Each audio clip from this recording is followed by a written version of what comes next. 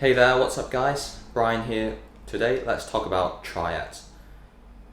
What are triads? So triads are basically three notes in a group, and you've essentially got 1, 3 and 5.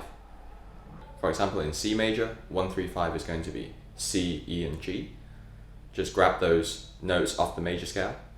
If we want to change it into a minor, you'll get 1 flat 3 and 5. So you'll get C, E flat and G.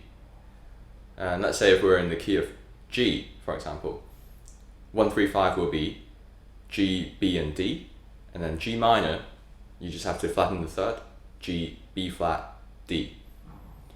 I've mentioned previously in another video, which I've forgotten which one, that I like to learn things in C and G, and that's because on the guitar you can easily transfer things from the bottom to the top.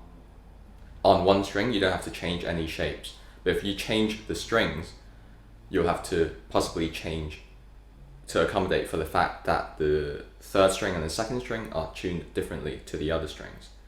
Okay, so if I learn a shape on the 6th string, on G over here, on the 3rd fret I can move it easily elsewhere to another key, and if I learn it on the 5th string, on the C over here, I can move it to another place as well quite easily.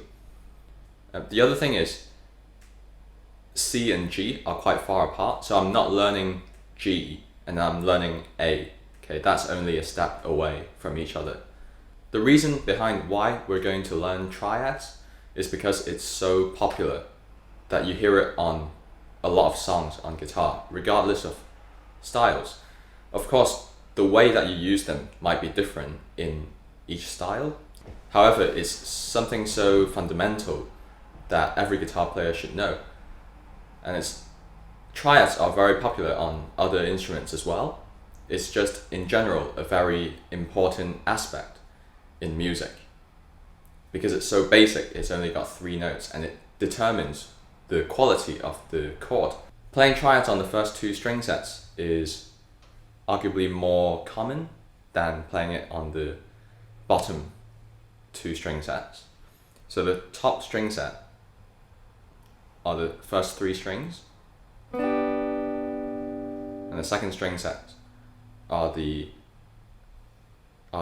strings below that. So the 4th, 3rd and 2nd string.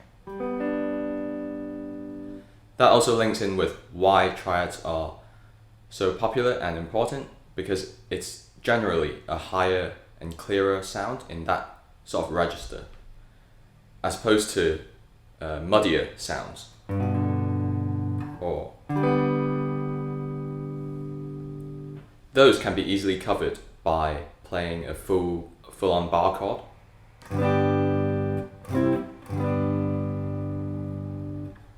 You can of course construct these triads once you have a basic understanding of the theory side of things.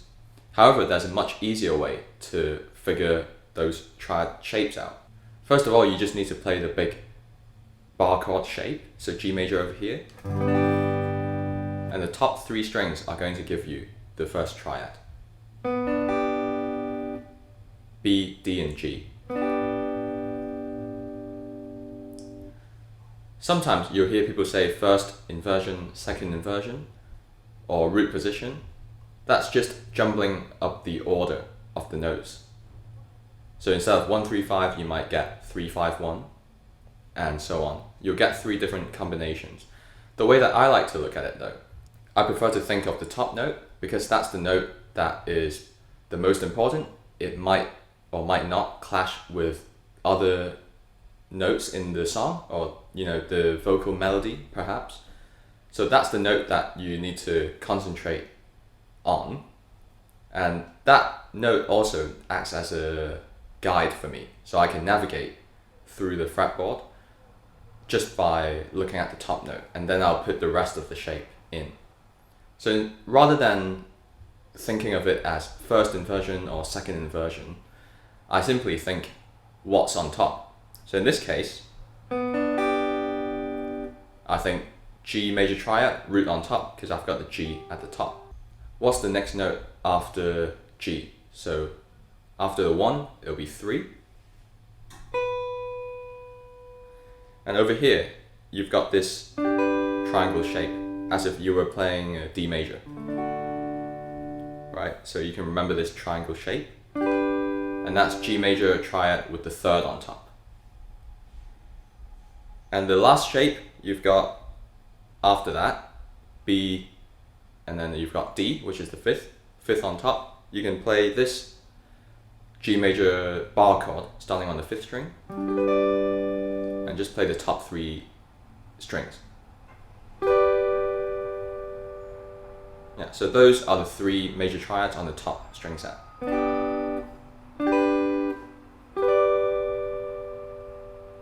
How would you go about finding the shapes of the G major triad on the 2nd string set? There are a few ways to go about that, as usual. The first, you can simply take the top note of the triad that you already know, let's say this one, take the top note of this and lower it by an octave. Okay, this links back to the geography of the guitar. So if you know your relationships of the octaves, that'll really help. The top G, move it down, and then you've got this. Obviously, second way is to just play the full chord shape again and just take the 2nd string set that you need. Okay, over here the same thing. Take the top note, B, an octave below, and you've got this shape. Or you can look at it from the perspective of the C major chord shape, as if you're playing it over here.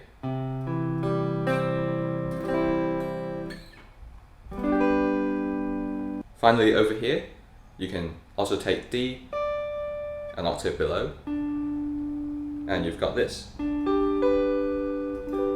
And this is also part of the G major bar chord shape.